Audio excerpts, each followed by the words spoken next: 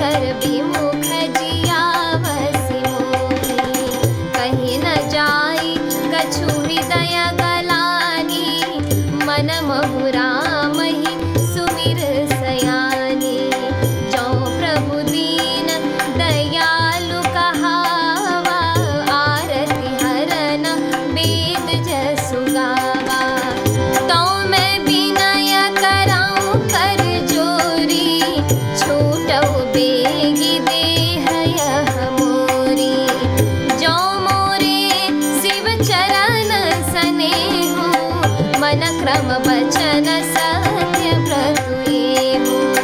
मंगल भवन अमंगल हारी, द्रवहु सुदशरथ अजिर बिहारी। तो सब दरसी सुनिया प्रभु, करऊ सो बेगी उपाई। होई मरनु जिहि बिनहि क्षमा, दुसह विपत्ति बिहाई। मंगल भवन अमंगल हारी, द्रवहु सुदशरथ अजिर बिहारी। एहि विधि दुखित प्रजेश कुमारी, अकथनीय दारुण दुख भारी। बीते संपत सहस सतासी, तजी समाधि शंभु विनाशी।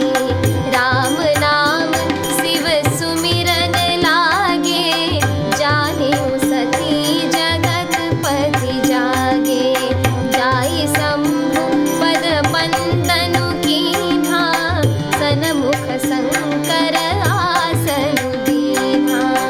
लगे कहन हरि कथा रसाला, दक्ष प्रजेश भये तेहि काला। देखा विधि विचारी सब लायक, दक्ष ही कीन्ह प्रजापति नायक। बड़ अधिकार दक्ष जब पावा, अति अभिमानु हृदय तब आवा। नहीं को अस जनमा जग माही, प्रभुता पाई जाहि मद नाही। मंगल भवन अमंगल हारी, द्रवहु सुदशरथ अजिर बिहारी। दक्ष लिए मुनि बोली सबा, करन लगे बड़ जागर। नेवते सादर सकल सुर, जे पावत मख भागर। मंगल भवन अमंगल हारी, द्रवहु सुदशरथ अजिर बिहारी।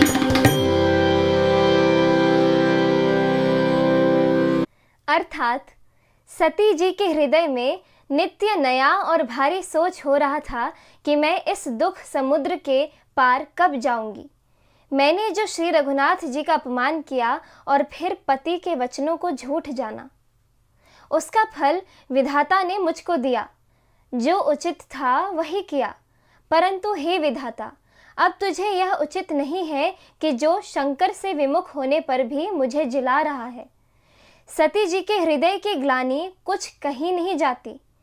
बुद्धिमती सती जी ने मन में श्री रामचंद्र जी का स्मरण किया और कहा, हे प्रभु, यदि मेरा शिव जी के चरणों में प्रेम है और मेरा यह व्रत मन, वचन और कर्म आचरण से सत्य है, तो हे सर्वदर्शी प्रभु, सुनिए और शीघ्र वह उपाय कीजिए जिससे मेरा मरण हो और बिना ही परिश्रम यह पति परित्याग रूपी असह्य विपत्ति दूर हो जाए।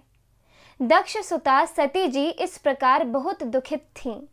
उनको इतना दारुण दुख था कि जिसका वर्णन नहीं किया जा सकता। 87,000 वर्ष बीत जाने पर अविनाशी शिव जी ने समाधि खोली। शिव जी राम नाम का स्मरण करने लगे। तब सती जी ने जाना कि अब जगत के स्वामी शिव जी जागे। उन्होंने जाकर शिव जी के चरणों में प्रणाम किया। शिव जी ने उनको बैठने के लिए सामने आसन दिया। शिव जी भगवान हरि की रसमयी कथाएं कहने लगे। उसी समय दक्ष प्रजापति हुए। ब्रह्मा जी ने सब प्रकार से योग्य देख समझकर दक्ष को प्रजापतियों का नायक बना दिया। जब दक्ष ने इतना बड़ा अधिकार पाया तब उनके हृदय में अत्यंत अभिमान आ गया। जगत में ऐसा कोई नहीं पैदा हुआ जिसको प्रभुता पाकर मद न हो। दक्ष ने सब मुनियों को बुला लिया और वे बड़ा यज्ञ करने लगे। जो देवता यज्ञ का भाग पाते हैं, दक्ष ने उन सब को आदर सहित निमंत्रित किया। इस एपिसोड में इतना ही। आगे की कथा सुनने के लिए कृपया मेरे YouTube चैनल से जुड़े रहें। धन्यवाद।